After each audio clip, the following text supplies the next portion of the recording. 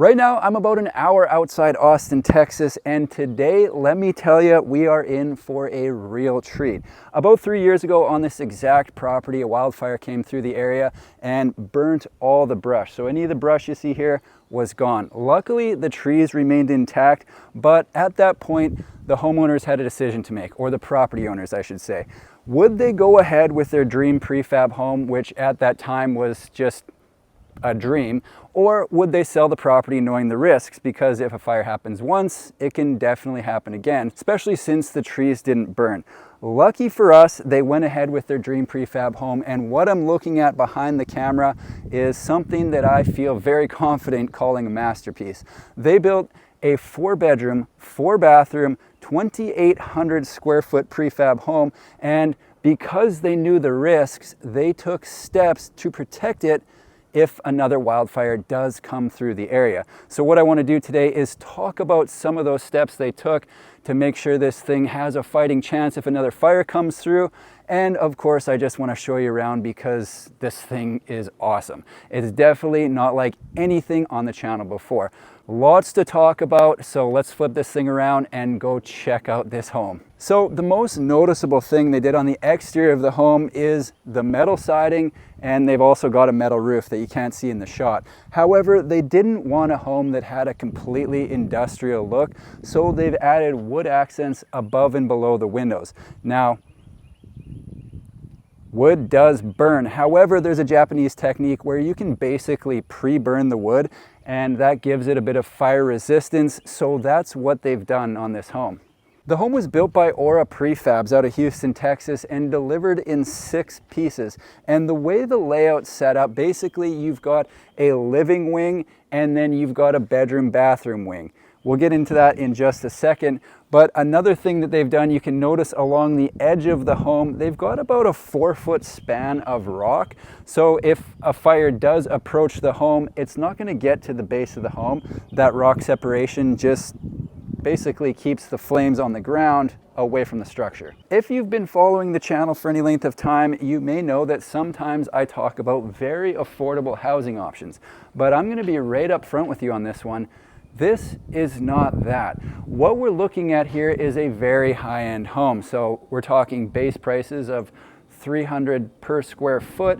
And if you do the math, you can calculate that this is about a $900,000 home that I'm standing in front of.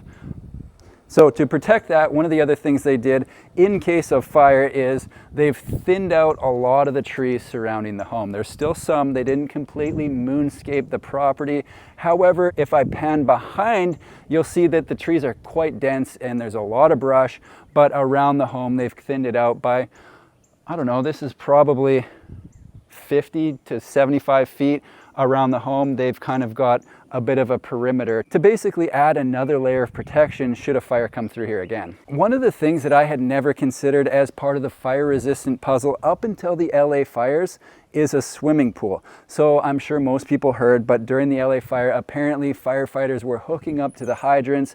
There was no water pressure and basically their hoses ran dry. So they were dunking their hoses and pumps into swimming pools and using that water to fight fires.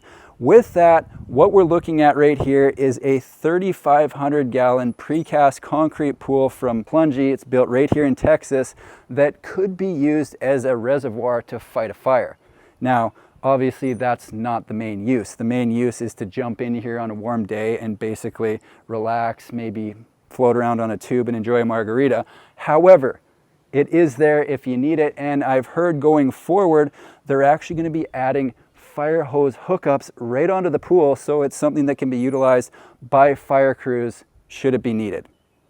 I think that's it for the outside. Let's go check out the inside. All right, I'm going to kick this thing off at the formal entrance into this 2,800 square foot prefab home, and you'll notice the burnt wood accent on the entryway as well as a window on either side. They've got a window into the door, so if you like pizzazz, they've got you covered on this one. Coming in, look at all this space. So if you're greeting friends, maybe you're hosting a box social, it's not going to feel cramped. Often when I go into a home and everyone's standing there, I get awkward, but enough space for me to move around in this one. Off to the left, we've got the bedroom section. I'm going to leave that for just a minute and I'm going to go right. This is where I would enter if I was coming and going. Say this was my house.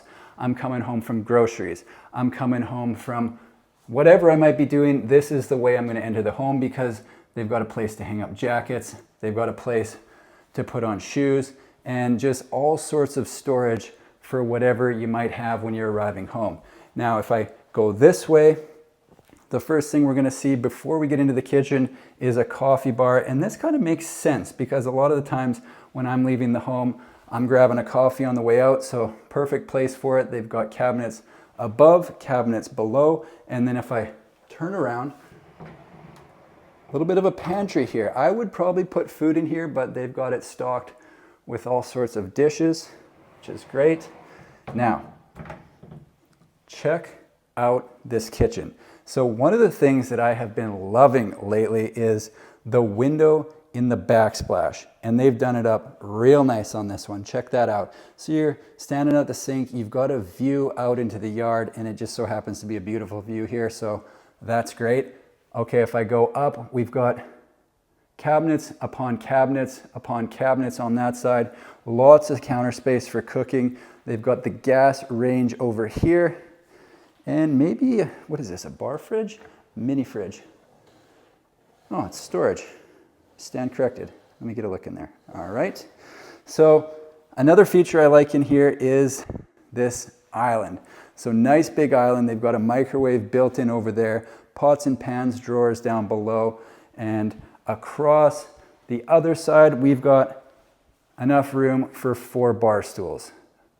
Behind that, we've got the fridge. It's got 2 cabinets above and 2 kind of pantry style cabinets on the side. As I pan around, I'm going to show you what I'm going to say is my favorite space in the house. And so it's this section. We've got kitchen, dining room, and living room. And I just think this turned out awesome. I think I'll go this way around the island. You've got the view out to the plungy pool. And one of the things I wanted to mention is this thing is set up for indoor-outdoor living. So we've got a sliding glass door there that can open. We've got a sliding glass door there that can open and another one right there. So if you get a nice day, say you've got friends over, you can open this place right up, enjoy the inside, enjoy the outside all at once. View out to the fire pit beyond the pool there. This place is so cool. Going back the other direction, enjoy the view, check out those pendant lights because we're heading towards the bedroom bathroom section of the home. But before we go there, I need to show you one more thing. What we've got right off the kitchen is the half bath. So you've got your vanity, toilet, and a bit of storage right here. So you don't have to go into the other section of the home to use the facilities. And also, this is what I'm going to call the party pantry. So freezer, fridge, and party supplies. Just in case you want to get into it one day. Let's go the other way. Couple surprises down this side actually that I haven't even talked about. We're going through the formal entryway, and the first space on the left wasn't even mentioned. A family room or rumpus room, whatever you want to call it. It's a place where the kids can come take their toys out. You can have a formal sitting area on the other side. This is a little more cash. You come over here if you want to watch a movie or something like that. Across from the rumpus room, we have got the first bedroom. Actually, this is the second bedroom. I missed the first bedroom. I'll have to go back for that near the end. So you've got the view out to the pool there. One of the things that I didn't talk about is every bedroom has an ensuite that looks just like this. So you got the vanity toilet and walk-in shower in every bedroom. The main bedroom has a little extra something too. You have to wait to see that. So going down, surprise number 2 of 3 on this side of the home is the office. And let me tell you, somebody is well read, and it's not the guy behind the camera. So we've got 2 desks in here. Again, a view out to the property, which is nice. You can see if people are coming uninvited for a visit, and if you don't want to see them, you duck under the table real quick. That's probably what I would do. Across from the office, we have bedroom 3. And this one's a little bit different. So you've got a walk-in closet there. that's being used as storage right now, so I don't need to go in there. We know what a walk-in closet looks like, but we'll take a look into the bathroom. So backlit mirror, vanity, toilet, and the walk-in shower. Before we get into the main bedroom, surprise number 3 of 3 on this home is the laundry room between bedrooms 2 and 3. So side-by-side washer dryer, check this out.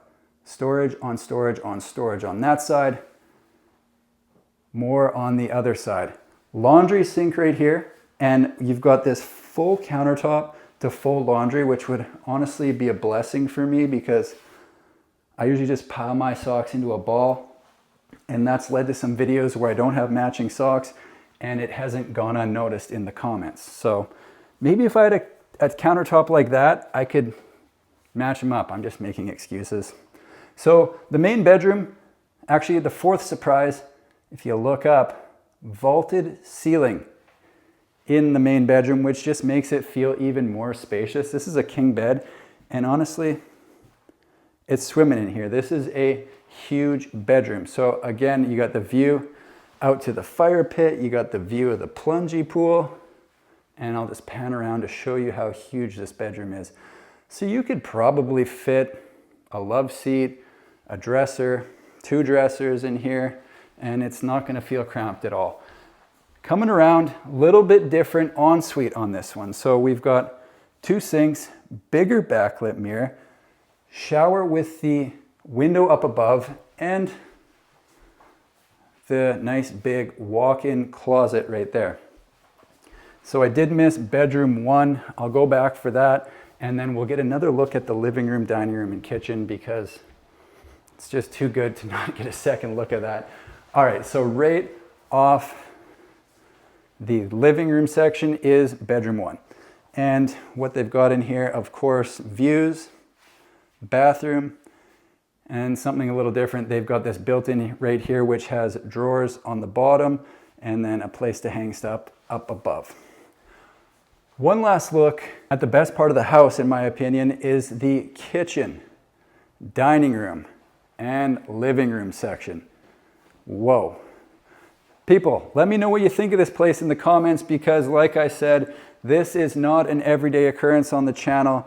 This is a one of one right now. I'm sure there'll be more coming, but is this place cool or is this place cool? Let me know what you think.